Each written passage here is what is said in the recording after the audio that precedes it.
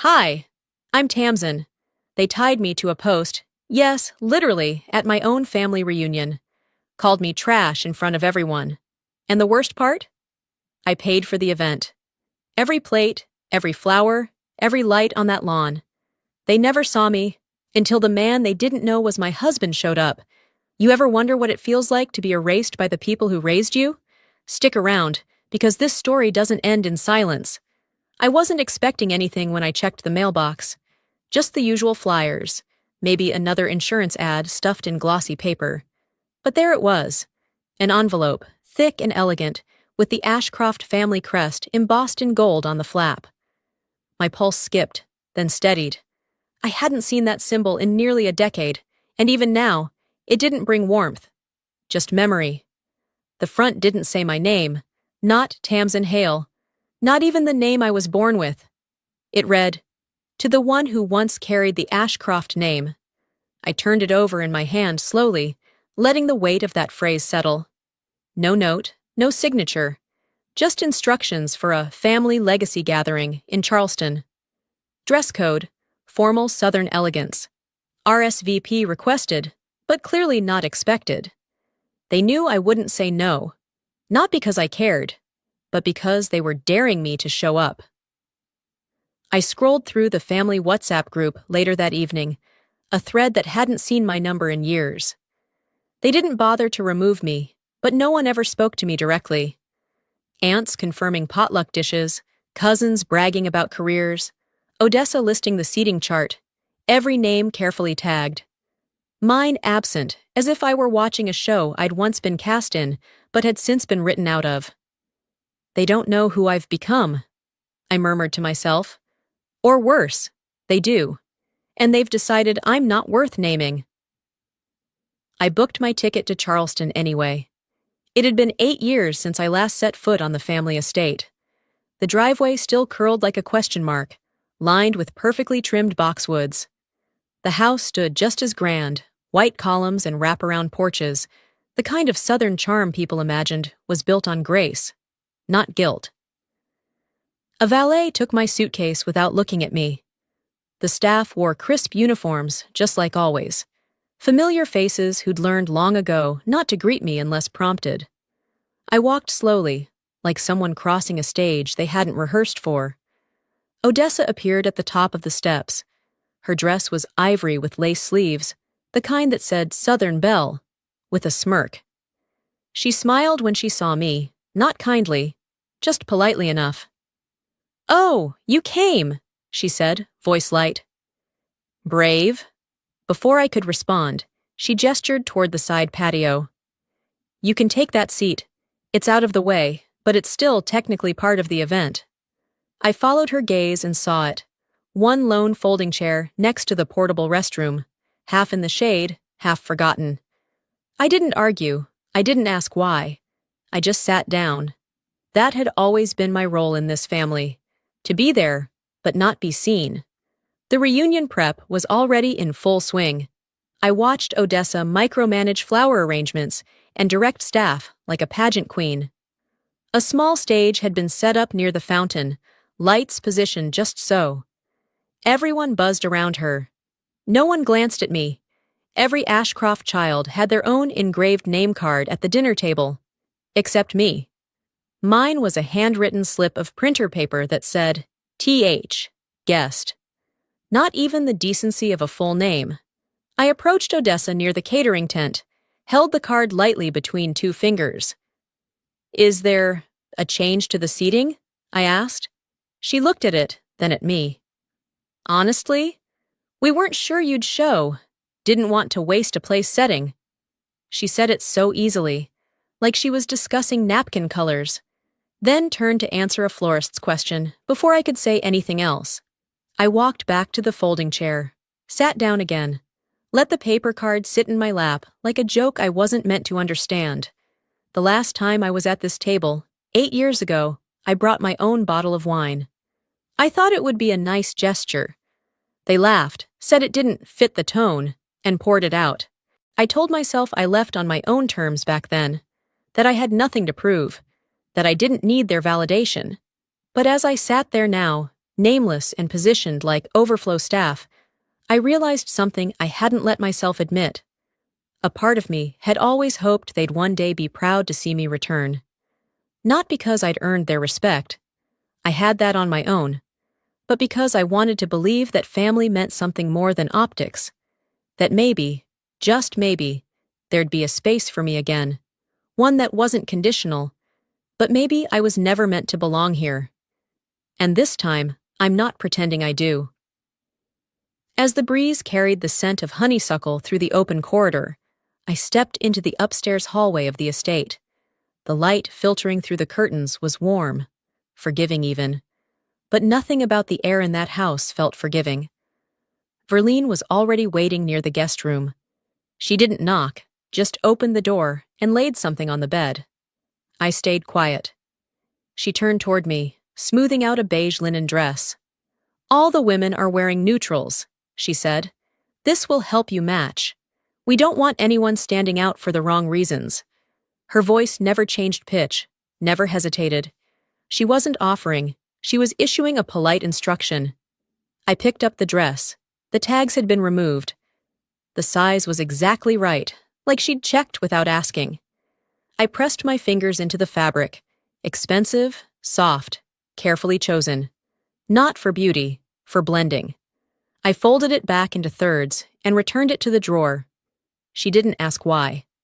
I didn't explain.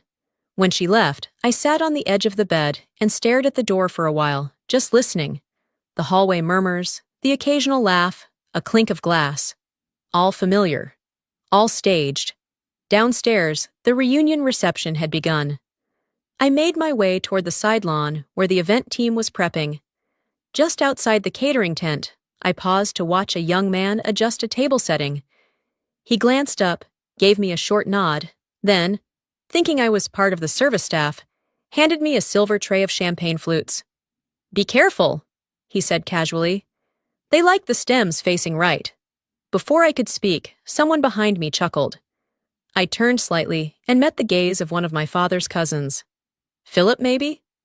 He looked like money-made flesh, hair still thick at 60, teeth bright as a realtor's billboard.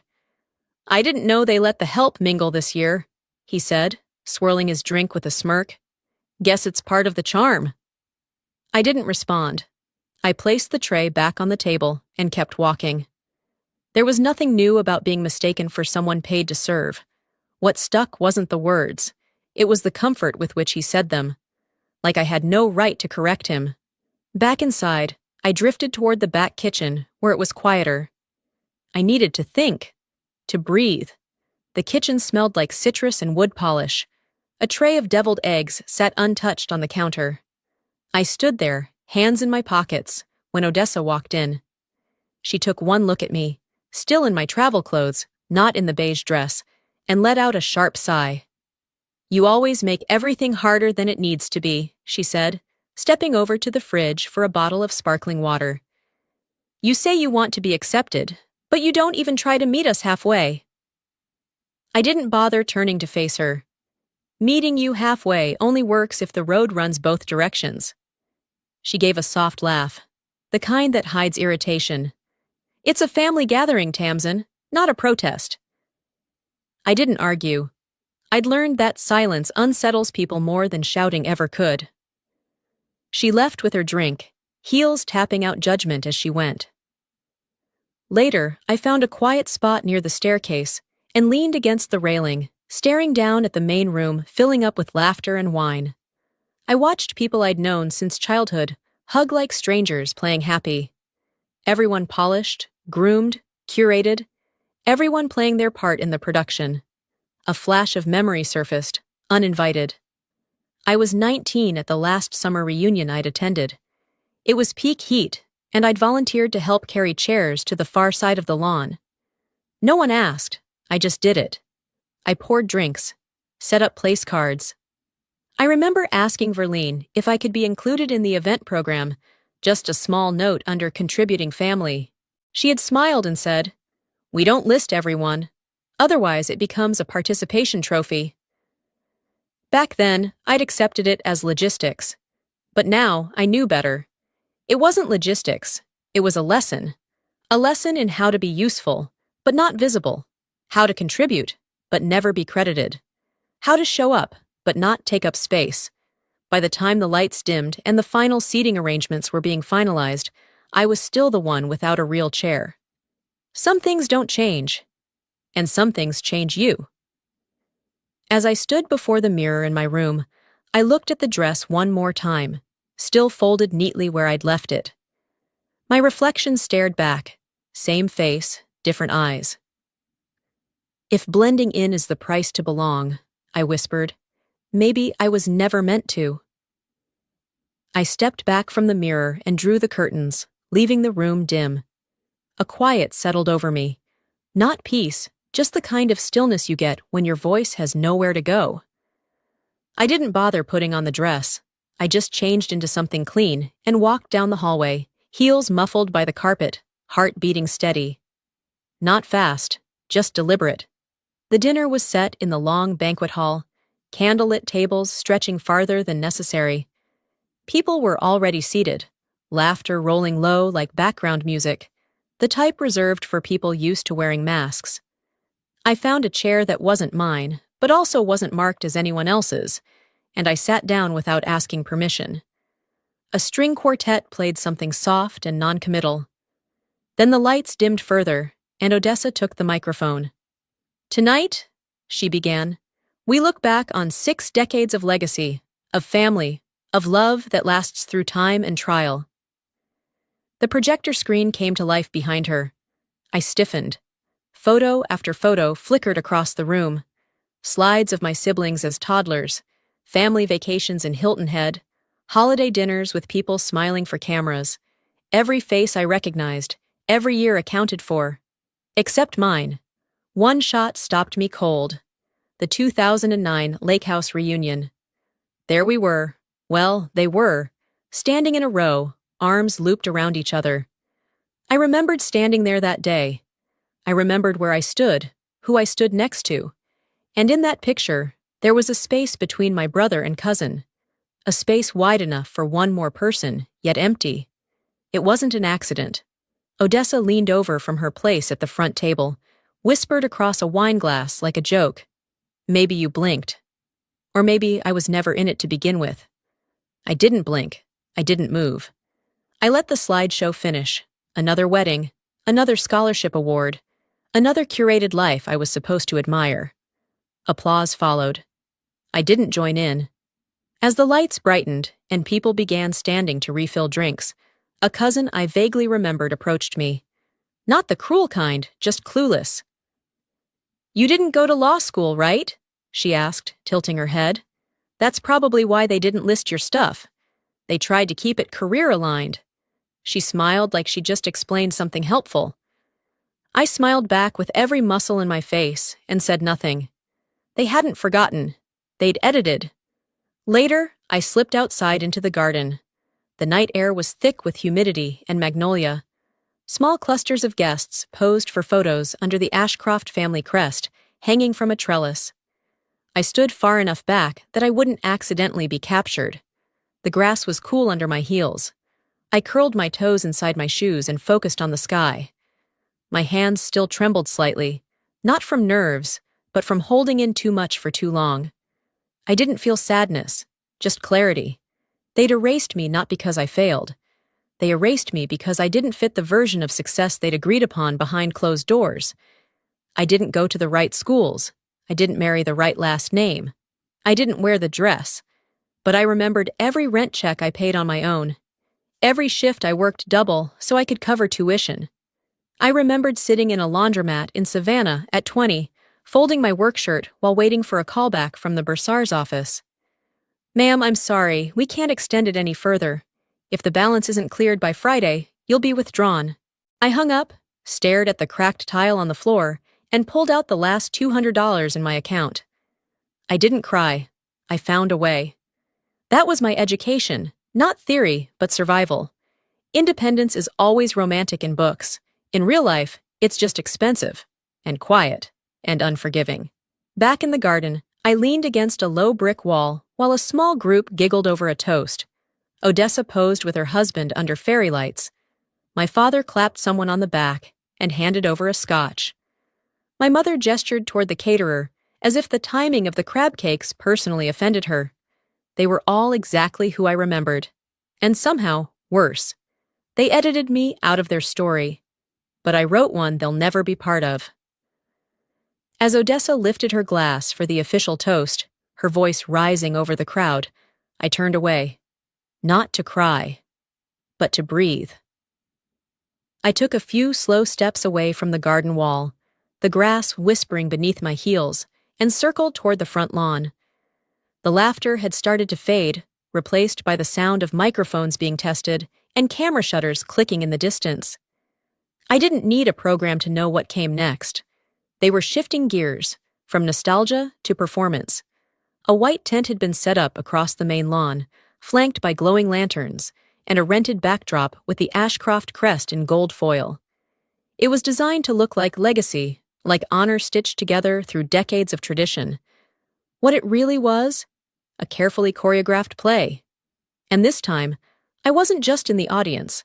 I was part of the show. Odessa's voice rang out from under the spotlight. This next portion of the evening is something deeply personal, a symbol of how we endure, how we grow stronger through struggle. Several people turned their chairs to face the small wooden platform in the center. A podium stood in the middle, draped in ivory cloth, the family crest embroidered like a seal of approval. "We've chosen someone special tonight," Odessa continued, her tone sweetened like southern tea. "Someone who represents what it means to weather storms and emerge with grace." They didn't say my name. They didn't have to. I felt the crowd glance toward me, curious smiles and tilted heads. Someone from the staff gently guided me forward. I didn't resist. I wanted to see how far they were willing to take this. When I stepped up, Odessa met me with a ribbon. Deep burgundy, velvet, heavier than it looked. She wrapped it around my wrists, softly, deliberately. Not tight, but enough. Enough to say, "This is the role we've written for you." She smiled. "The one who endured and kept silent." There was no warmth in it. Verlene gave a small nod from the front row. Flashbulbs went off. The audience clapped, lightly, awkwardly. A few guests leaned to whisper, maybe trying to decide if this was genuine or some avant-garde ritual. I stood there, hands loosely bound, heart steady but heavy. This wasn't a tribute, it was a reenactment. A reenactment of what they thought I owed them. They didn't want an apology. They wanted a performance, a story that painted them as graceful, generous, a redemption arc written in reverse. They wanted to use my presence as proof they were good people. And me? I was supposed to stand there and nod. After they unwrapped the ribbon, Odessa patted my arm and whispered, "You were always stronger than you gave yourself credit for." I didn't say a word, just walked off the platform. A few feet away, I spotted the dessert station. The place card marked with my name was there, except it wasn't. It said, Tammy H., in bold letters. A misspelling I hadn't gone by since middle school. Not even an attempt to get it right. I picked it up. Odessa was nearby, sipping from a glass of rosé. She shrugged. "You've changed your name so many times." "We guessed." She said it with a chuckle, like she was talking about someone trying on hats. Like my identity was just a rotating label. I didn't bother correcting her. I folded the card once, clean and slow, and slid it into my clutch. Instead of returning to the crowd, I slipped away toward the side hallway that led to the children's lounge, a quiet place that rarely saw adult footsteps during events like this. Inside, Elodie was sitting cross-legged on the carpet, coloring a family tree diagram. The paper had Ashcroft branches drawn in pencil, names lightly inked in. Hers was there. So was Odessa's. My name was missing. When she saw me, she smiled wide. "Hi, Aunt Tamsin." I sat beside her. She leaned closer. "Is it true you left because you didn't like the rules?" I hesitated. "Who told you that?" "Mom. She said you got in trouble a lot, but she forgave you." The words stung more than I expected. Not because of what they were, but because of what they erased. I picked up a colored pencil and began adding a name onto the tree. Mine. Sometimes, I said gently, people tell stories because it's easier than admitting they didn't listen. She blinked at me, curious. Not angry, just learning. She nodded and went back to coloring. I sat there a while longer. The air smelled like crayons and juice boxes. Innocence always does. When I stood up, I took the folded name card from my clutch and placed it on the shelf near the door. I didn't want it anymore, but I wanted it to be seen. Back in the hallway, I passed by the guest coat area.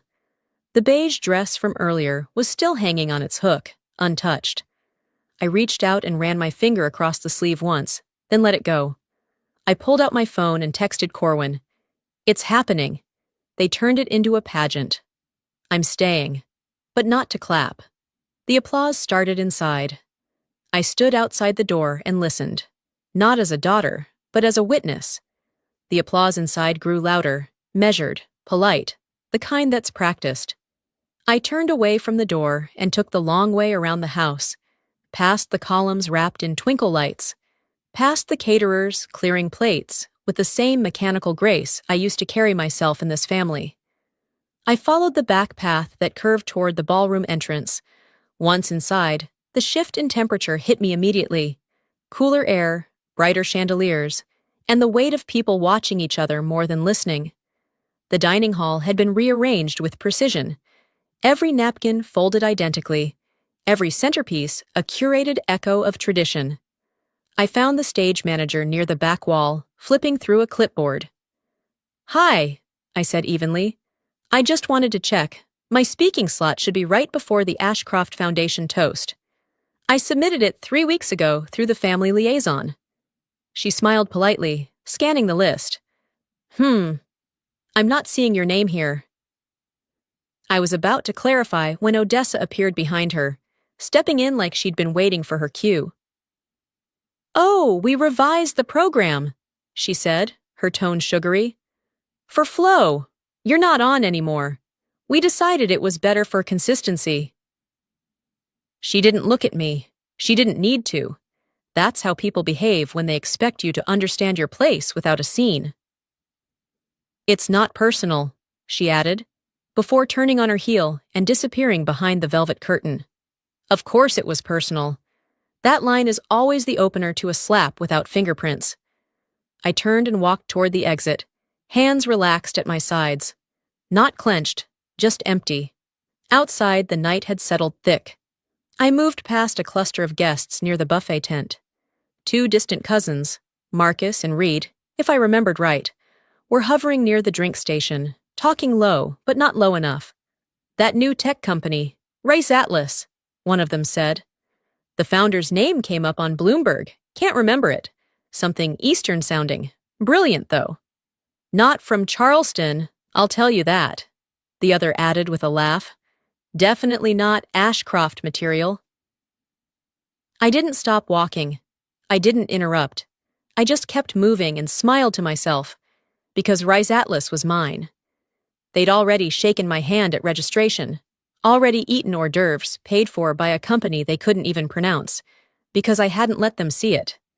They didn't ignore my accomplishments. They simply didn't expect them to belong to me. 3 years ago, I sat in a 1-bedroom apartment in Seattle with Corwin. The night was cold, and our heat was uneven. We were eating Thai takeout on the floor, because our only table was covered in pitch decks and loan applications. I'd just lost a funding round that I thought was locked. Corwin had just paid the lease on a space I wasn't sure I could fill. I remember saying, if I ever get to the point where I can help this family and they still don't invite me to the table, I won't knock. I'll build my own. And now, standing on grass I paid to fertilize, under a tent that bore my silent sponsorship, I realized I had. I never needed their platform. I was already on mine. Back inside, the final toasts were beginning. Odessa took the mic, all poise and practiced posture. I didn't wait for her to finish. I circled the edge of the room, skirt brushing the floor, as I moved between servers and guests, just out of view. They didn't let me speak. but they were happy to speak on my behalf. I paused just inside the perimeter of the main room, lifted my chin, and said, quietly, clearly, just once, "If this family doesn't stop confusing silence with grace, I will make sure the next generation learns the difference." No one turned, no one reacted, but I knew they heard me. I stepped into the garden, past the cameras, past the smiles, past the version of me they kept trying to rewrite. And this time, I didn't wait for a thank you. I left the room they tried to mute me in, and entered the world I made without them. I stepped deeper into the garden path, letting the applause fade behind me, like a song I'd already heard too many times. My heels crunched lightly on gravel as I circled around the back of the lawn toward the side entrance of the main tent. The air had cooled, but the weight in my chest hadn't lifted. Not yet. The tribute performance was about to begin. I hovered at the edge of the crowd, just far enough to avoid drawing attention, but close enough to hear Odessa step up to the microphone with her usual poise. "We want to take a moment," she said, voice smooth as ever, "to recognize resilience, quiet strength, family that endures, even when things get hard." I could already feel the shift. The lights dimmed to a soft golden hue. A soft instrumental version of a hymn hummed beneath her words. I knew that song. My mother used to play it on Sundays while polishing silver, always humming under her breath. It had never sounded so manufactured. "The decorations you see tonight," Odessa continued, "the beauty, the intention. None of it would have been possible without the generosity of our anonymous benefactors. You know who you are, and we thank you."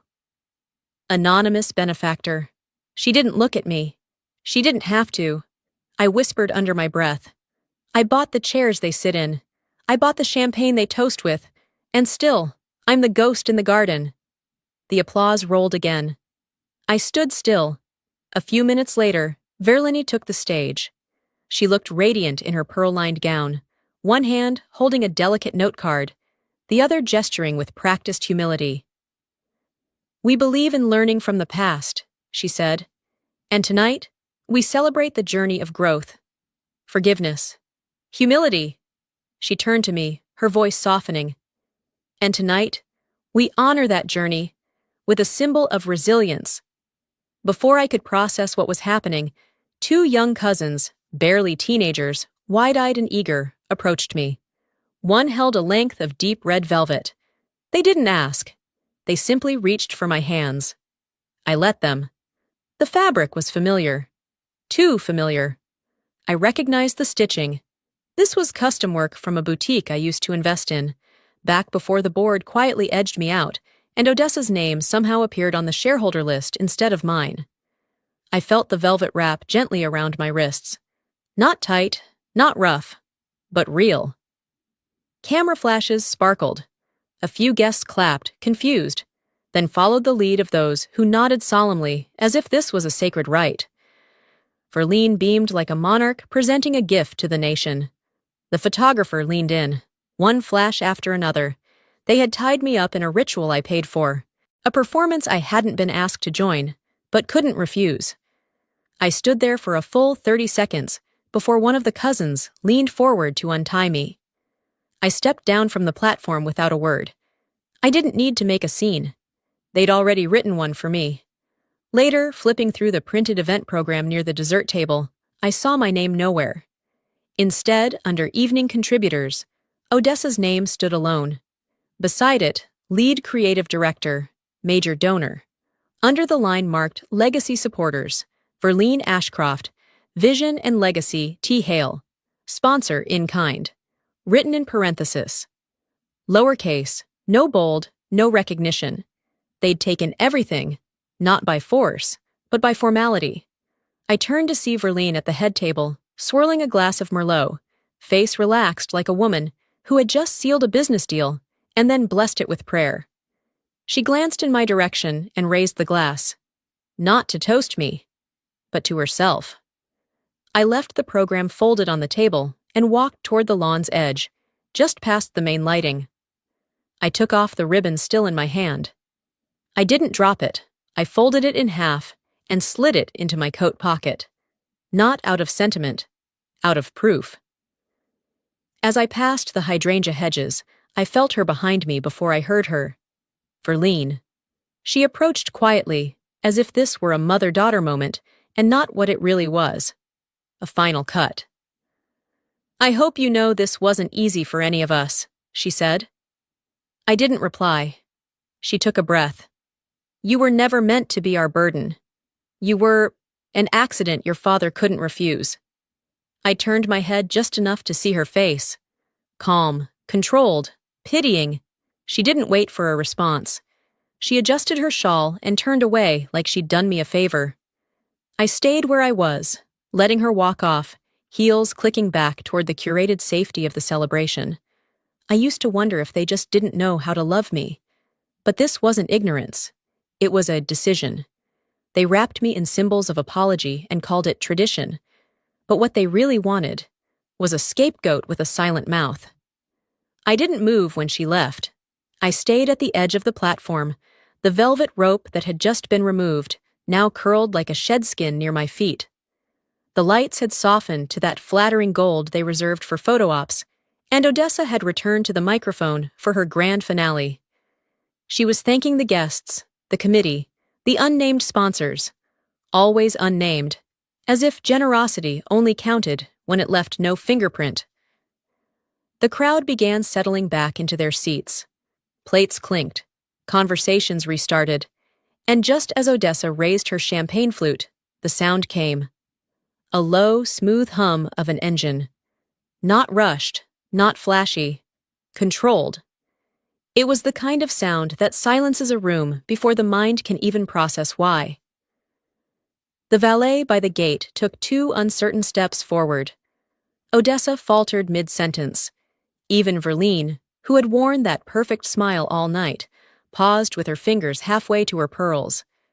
The black SUV pulled into view slowly, its headlights cutting across the lawn in long, deliberate sweeps. No one recognized it. It didn't belong to any of the board members or out-of-town relatives. It was foreign, not in make, but in intent. The door opened, and Corwin stepped out. He didn't speak. He didn't adjust his tie. He simply closed the door behind him, walked the short stretch from the driveway to the center of the lawn, and stopped 3 feet from the microphone. You could feel it. The shift. Every eye turned to him like iron to magnet. "Step back," he said to the staffer still standing near the podium. "You've said enough tonight." The poor man, some part-time event assistant, froze, glanced toward Odessa, then stepped aside. Corwin looked at me, not for confirmation, for alignment.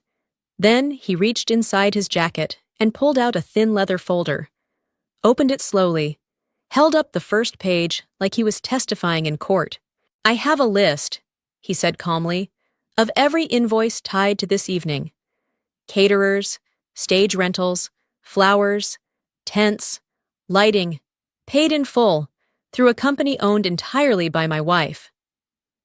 He didn't look at Odessa when he said it, but she let out a small gasp anyway. A single pearl from her necklace slipped loose and landed with a quiet tick on the stone beneath her heels. Corwin kept speaking. "You thanked anonymous donors. You handed credit to people who contributed nothing but their names. And you did it while tying the one person who paid for all of it to a stage, like she was your redemption." He turned to Merrick, who had already begun to rise from his chair, face pale. "And you," Corwin said, softer now, almost sad. "You accepted those transfers month after month.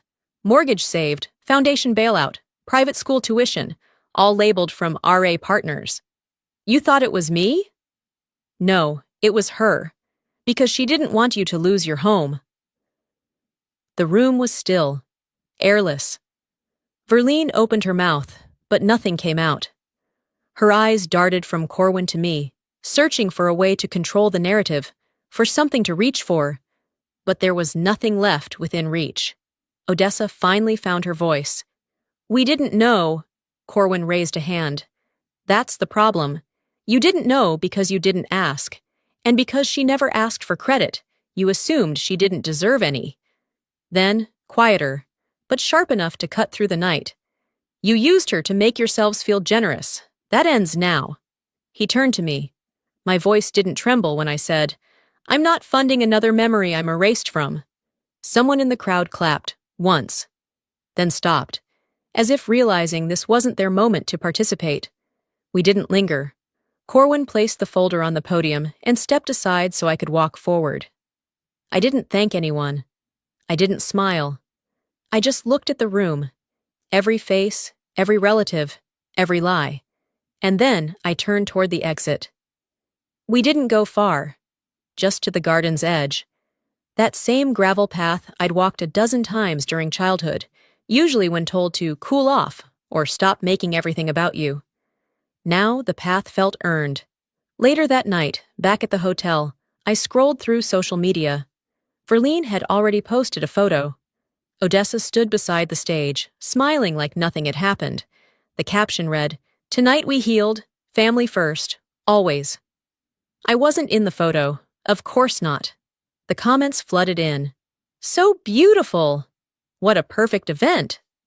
Ashcroft class, as always. I didn't comment. I took a screenshot, saved it to a folder I'd labeled Revisionist History, and shut my phone. That's what they do best. Rewrite the ending while the ink's still wet. Morning seeped into the room slowly, one shade of gray at a time. I sat on the edge of the bed, still in the clothes from last night. The phone beside me pulsed with new messages, its vibration a rhythm I no longer danced to. At first, the notifications trickled in. 1 missed call from Merrick, 2 from Verlene. Then Odessa. Then one of the family board members I hadn't spoken to since they handed me a patronizing "thank you for your donation" card 5 years ago. I didn't answer any of them. The voicemails played themselves automatically. I heard Verlene's voice first. "We need to discuss what happened last night. That was not the time or place." Then Merrick, sounding more irritated than ashamed. "We're unclear where the escrow balance landed. There's confusion about the third-party contributions." Finally, Odessa, clipped and defensive. "If this is about what Mom said, don't punish everyone for her tone." I held the phone in my hand, not like a weapon, more like evidence. Now that the ribbon had come off, they were finally feeling the weight they used to tie me down. By 9 a.m., I had packed my things. I called the front desk to request my belongings from the estate, only to be met with that tone I knew too well. Fake helpfulness wrapped in protocol. "Ma'am, your room was reassigned. Your items were left with the concierge. A single box. Labeled, Tammy Hale?" I didn't correct her. I just said thank you and made my way down. The box was duct-taped lazily. I didn't open it. I carried it like a prop from a play that had closed early. In the lobby, no one made eye contact. Not the valet, not the receptionist. That was fine. I had looked for their eyes long enough. By noon, I was back in Seattle. Corwin picked me up at the terminal, but we didn't speak until we were home. No small talk, no rehashing. Just the silence that happens between people who have nothing to prove to each other anymore. In my home office, I sat down with a cup of coffee and opened the drawer marked Ashcroft. The file inside was labeled Contributions 2015-2024. Thick, neatly organized. I didn't need to look twice. Page 1, $38,000. Elodie's tuition after Odessa's trust froze due to accounting oversight. Page 2, $72,000. Estate tax penalties covered to prevent public liens. Page 3, $115,000. The silent bailout of Odessa's media project, which she announced at the reunion 2 years ago as self-funded. Final page, $99,000. Logistics, staffing, and overhead for the reunion itself, processed through RA Partners LLC. I didn't feel rage. I felt finished. I opened my email and began typing. 2. Family@ashcroftfoundation.org. Subject: Final Contribution Statement. Over the past 9 years, I've contributed $324 toward family-related expenses and emergency coverage. I did so privately, not anonymously. Effective immediately, all contributions are ceased. This is not open for discussion or renegotiation. All access to my LLC's accounts has been revoked. Any remaining balances are now your responsibility. I attached a PDF summary, clicked send, then deleted the entire thread chain from my inbox. The next 10 minutes were still, almost hauntingly so. No calls, no emails, just stillness. I walked out to the rooftop balcony and sat down. Seattle's sky had that washed-out tone I used to hate, but right then it felt honest. Not pretending to be blue. Just real. Corwin brought out tea and sat beside me. We didn't fill the silence. We let it hold us. The wind rustled through a potted fern I'd forgotten to water. A plane passed overhead. I could hear a dog barking from 2 floors below. And my chest? It didn't feel tight anymore. I looked down at the wedding band on my hand. Thin, simple, and paid for with shared groceries and startup setbacks. Not gold bought from legacy, just a circle we chose. If love has to be purchased, it was never mine to keep. I didn't cry. I didn't even feel heavy. I just breathed. An hour later, as I rinsed my mug in the kitchen, my phone buzzed once. Just one notification. Not a call, a message, from Elodie. Just 2 lines. Are you okay? Did they hurt you? I read it twice. And for the first time since I'd stepped into that reunion, I smiled. I leaned back against the kitchen counter, phone still in hand, Elodie's message glowing quietly on the screen. Just 2 lines. That was all it took to unravel what days of performance and years of silence hadn't. I didn't respond right away. Instead, I walked to the window, watching the light shift through the blinds. Morning in Seattle had its own rhythm. Muted colors, scattered seagulls, the hum of buses gliding over damp pavement. I watched, unhurried, until the kettle whistled. After I poured the water, I returned to my desk and sat down. I opened my private inbox and typed slowly. 2, Elodie subject. Just checking. They didn't break me, that's enough for now. I hit send. I didn't reread it. In the stillness that followed, I looked around my home. Not the walls, not the furniture, but the corners. The places where memory tends to settle. For years, my space had quietly carried the weight of compromise. Plaques sent by the Ashcroft Foundation, awards never displayed, notes from reunions I never attended.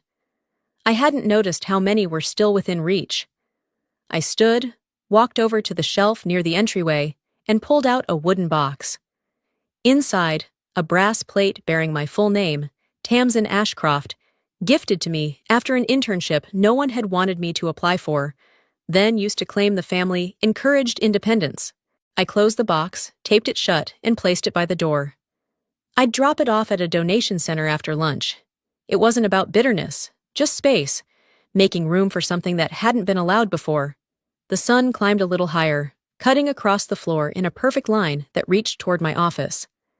I walked down the hallway and opened the door to the mentoring space I'd created over the last year. It wasn't large, but it didn't need to be.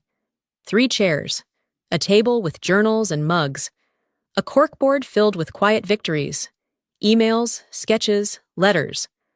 On the wall above the doorway was a quote I'd printed on thick cardstock and framed myself. Your silence was survival, but your voice is your return. That space had saved me more than once. I'd listened to women talk about being cast out, being told they were ungrateful, too bold, too emotional. I never told them my full story. I didn't need to. They recognized the fragments in my eyes, and I recognized theirs. That afternoon, the chairs filled. A woman named Sarah spoke first. She talked about being the youngest in a family that only spoke when they needed money. Another, Deja, shared about leaving a church that used her past as a warning to others. None of them asked for sympathy. They asked for breath. And that day, they got it. I didn't offer advice. I didn't interrupt. I just listened. After the session ended, I cleaned up slowly. Corwin arrived with lunch, a paper bag filled with grilled chicken salads and 2 bottles of sparkling water. He didn't say much. He didn't need to. We sat on the patio behind the mentoring space. The bench creaked softly as he settled in beside me. The breeze tugged gently at the edge of the tablecloth. I reached for his hand, not out of need, but out of thanks. No one called. No one came. Peace isn't quiet because nothing is happening. It's quiet because no one's trying to convince you that you owe them your place at the table. Later that week, I repotted a small plant I'd grown from a cutting taken off the Ashcroft estate years ago. I'd almost forgotten about it. It had been sickly, barely hanging on in the first few months. But now, it had full green leaves and a stubborn bend in its stem, like it had learned to reach for sunlight from somewhere else. As I placed it on the balcony, I stood for a moment in the soft shade. They built a legacy by silencing people like me. I'll build mine by helping them speak. Not every ending needs an apology. Some just need a beginning that's finally mine. Before we close, let me say this. If you've stayed with me through this story, thank you. I didn't share it for pity or to stir old wounds, but because I know I'm not the only one who's ever been written out of a story they helped build. If you've ever been the quiet one in your family, the one who gave without recognition, the one who was expected to be grateful for scraps while others dined on your effort, know this. Silence doesn't make you weak. It makes you observant. And eventually, it makes you powerful. What I learned is that you don't need applause to matter. You don't need a title to lead. And you certainly don't need permission to walk away from people who only show up when they need something. Sometimes, choosing peace over performance is the loudest decision you'll ever make. So let me ask you, have you ever felt like the invisible one in your own family? Or the one expected to be the bigger person while others rewrite the truth? Tell me in the comments. Let's talk about it. If this story touched something in you, if even a line made you pause, drop a 1 in the comments or share where you're watching from. I'd love to know what part of the country or the world this story found its way to. And if it didn't land with you, that's okay too. Tell me why. I'm here to listen, not just to be heard.